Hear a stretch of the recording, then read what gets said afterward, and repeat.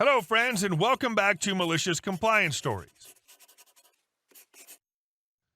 Let's start our video with a story from the mid-70s when a 21-year-old woman in the Navy set out to buy a car on her leave. But before we begin, best way to support our channel is to leave comments, like, and subscribe with the turned-on bell so you don't miss the new video every single day. Here we go. Can't answer my questions? Lose a sale. At the time, I was a 21-year-old female in the Navy. I was buying a car while on leave way back in the mid-70s.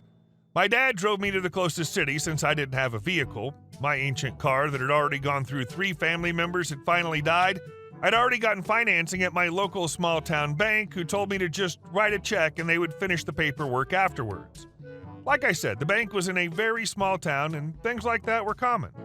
They knew me and I knew everyone who worked there. I was looking at a really nice car that was only about 3 years old. The dealership had a banner that said, "We'll answer your every question or we can't sell you your next car," or something like that. I talked, or at least tried to talk to the salesman. He only wanted to talk to my dad. Dad kept telling him to talk to me. He tried to convince me that we needed to fill out the paperwork for financing, even though I told him that it was already taken care of. He asked my dad what his budget was, and Dad said, "Talk to her," pointing to me. I was ready to walk away right then and there, but I really liked that car. We finally were ready for a test drive. I drove, the salesman in the front with me and my dad in the back. The salesman would answer every question by turning around and answering to my dad. Dad and I exchanged looks in the rearview mirror. I turned around and started back to the lot. The salesman, confused, asked my dad why we were going back so soon. I told him that he obviously didn't want to sell to me since he refused to talk to me, so why continue with the test drive? When we got back, he kept trying to talk to my dad and convince him to talk some sense to the little lady. I said, pointing to his banner, "You won't answer my question, so you can't sell me a car." He still tried to convince my dad that we could work something out just between them. Too bad, I really wanted that car, but he lost the sale. I ended up at another dealership that actually talked to me and bought a nice little 4-year-old car that served me well for several years. Edit. Just to clarify, this was in the mid-1970s and the sexism was on par for the course. My dad only supported me because I was always the one out of all my siblings that would tear him a new one if he pulled his normal sexist crap on me. He was a real piece of work who abused my siblings but left me alone because he knew that I wouldn't keep quiet about it. They're 7, 8, and 9 years older than me. My brother left as soon as he graduated high school for the Marines because Vietnam was a better choice than staying at home. I don't get why some salespeople talk to the guy instead of the girl, especially if it's been made clear multiple times that the product is for the woman, not the man. And our second story. Drop what you're doing. Now. Another tale from the warehouse days. The warehouse I worked at was an unofficial dumping ground for all the stores, 20 to 30 stores. It wasn't unusual for us to receive truckloads of random stock. In this instance, some idiot ordered 20 metal-framed 3-seater recliners in some hideous purple fabric. Now, these suckers were heavy. Safety-wise, you needed at least 4 people to carry one of these things. Naturally, on the day the truck came in, there were only 2 of us to save some dollars. My offsider and I get to it, steadily unloading the truck and finding a place for these behemoths. About halfway through the task at hand, I hear a truck making its way through the loading area and into our loading dock. Truck driver backs in, blasting his horn impatiently. Now it's part of each truck driver/courier's contract to unload their own stock into our warehouse. Otherwise, we get bumped up another pay grade, and there's no way management's doing that. Truck driver blasts his horn again. I shoot my offsider a look. Surely these guys aren't serious. Just as we're figuring out a safe way to lower this couch and go talk to the driver, the area manager strides in, briskly looking pissed. AM, truck driver's in a hurry. Drop what you're doing and do an unload. Me, but boss. AM cuts me off. I don't want to hear it. Drop what you're doing and help him unload. Me, just to be clear, you want us to drop? AM, drop what you're doing, now. My offsider and I share a look, then look back to our AM, and as we maintain eye contact, let go of the couch as it hits the warehouse floor with a sickening crunch. AM pales, There goes a $7,000 lounge. Before we can say anything, I'm in the loading dock helping unload this new shipment of product. Context for why we just dropped the lounge? Without fail, every time warehouse staff were in the middle of moving a sofa bed or something ridiculously heavy, a salesperson or manager would want us to drop everything immediately and help them find something like a roll of packing tape or a lounge bag. The few times we'd take the time to safely lower the item to then help that said person would result in a disciplinary chat or in some cases a write-up for taking a salesperson away from earning the company dollars. No matter how much we tried to reason with upper management, the response was always the same. You drop what you're doing immediately and help the sales team.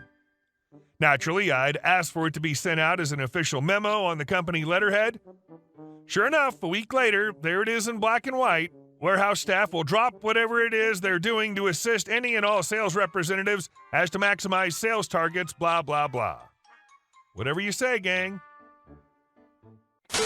And our next story. Of course you effing work here. Why else would you be dressed like that? So this was back in August. I just moved to the city and had just started working at a bank. I didn't have the company apparel yet, but had a good amount of business clothes, plus I like dressing nice. I was done early that day and downtown was on the train ride home. I figured I'd stop to do some clothes shopping. I was shopping around the store in the business attire section, in my business attire. One could guess why there would be confusion.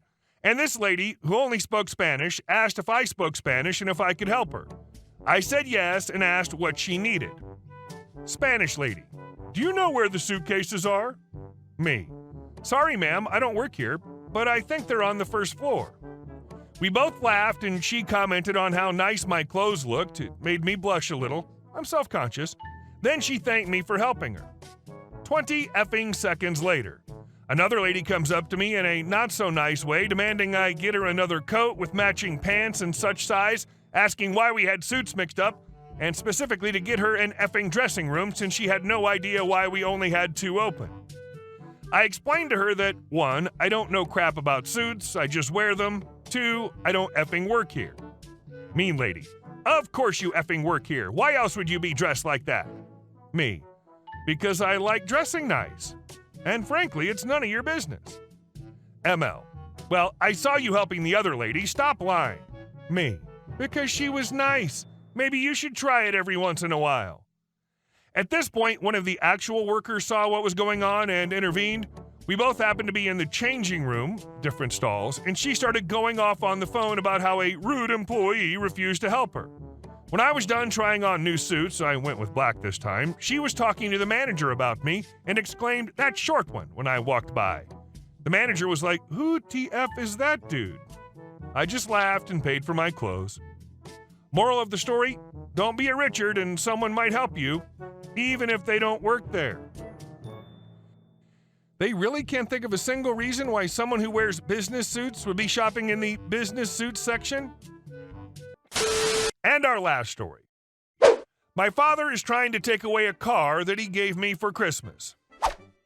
When I was 18, my father gave me a car for Christmas in the hopes that it helps me while I was in college. He considered it a late graduation present alongside my Christmas present. He told me I could do with it what the hell I wanted to, said I could trade it in or sell it, whatever I wanted. Now, about 2 years later, we're going through a falling out in a sense. He's a divorced man. Don't get me wrong, I'm glad that he found happiness with his fiancée, but he would, in a sense, place her kids about me. He would buy them expensive gifts and get them whatever they wanted with no questions asked. While with me, it's the third degree or the cheapest thing he could find. I don't really complain about it because normally I pay for the things I want or need, but I mentioned to my father because I told him I didn't necessarily feel welcome there because his whole house is covered with photos and achievements of her kids. There's even a room dedicated to them. His response was that I was blaming her for that and how the photos he had of me weren't that good to be displayed. A longer story short, he came to the conclusion that I didn't want to be a part of his new family and that I was being disrespectful and ungrateful. This argument lasted for a week, with us always fighting at night until he told me to get out of his house, called me a B, and that it was never my home and my room and will now be considered the guest bedroom, and I will not have a place to stay. There was a lot more stuff that was said considering this went on for a week, But in order to get to the point, I won't go into details. Long story short, he really hurt me. Now, at this time, this affected me, but now it really doesn't, simply because he would constantly give out my room either way when he had other relatives over and I got the couch. But it was only my room he would ever give up and never his fiance's children's. They're all older than me or a year younger and either in college or out of state or married. Only one of them is in high school and there are multiple rooms. I didn't have to deal with it much because I wasn't with every other parent on the weekends. I live with my mom, and my dad will only ask to see me when he wants or every other holiday, and will send me away when he got tired of me or will try to put the idea of leaving in my head. A few days ago, his fiancée had sent me a 4th of July barbecue invitation, which I had chosen to ignore because I haven't talked to my father since the beginning of this year. And I felt if I was going to have any communication with this man, it should have been directly from him. But then, a few hours later, he'd sent a follow-up on the same invitation. He stated a text that she had sent me, but it was 2 different text messages. The one he had quoted sounded more friendly than the one that she had sent, so I'd texted him along the lines of how I felt and what he had told me before I got kicked out, how it wasn't my home and that I was told to never come back, and asking him why he was trying to do something now of all things. Now, my father's a very proud person and loves to see his name in everything. He once gave me a computer and put the account in his name when setting it up. He didn't let me do it. Well, he also put the car that he had given me as a gift in his name as well. And me, trusting my father at the time, didn't think he would hold it over my head. After that conversation, he demanded that I give him the car back, stating that I'm being selfish, ungrateful, and disrespectful towards him. After me telling him no, he gave me an ultimatum stating I either give him the car by the middle of June or I give him $5,000. Money he knows that I don't have because I'm a college student who's paying my college tuition by myself with the help of his GI Bill, which he also said he'll take away, and a few scholarships I've earned. To both options, I declined. I don't think I have to pay for a gift that my father has given me as a Christmas present. He then threatened to call the police and report the car stolen, which I told him to go ahead and do so or bring me to court. I will admit I was a bit heated in the beginning of the conversation, but after a while I calmed down. I wanted to try and talk civilly with him and find a common ground, to which he replied, "It's either you leave the car with the keys in it or you give me $5,000. That's the middle ground, end of discussion." After that, I still asked if we could talk about it, to which he responded even ruder. Now, I have multiple texts where he said, "your car," but it's still a bit of gray area. The only thing solid-ish is I have a text where I asked him if he gave me his car with any intentions of me paying him back or telling me to pay him back. His response is, "I am now." He also said I could keep the car in front of his fiancée. The only problem I have is if she'll speak the truth if it's brought to court. Hey guys, thank you all for watching the video. I'll see you in the next one.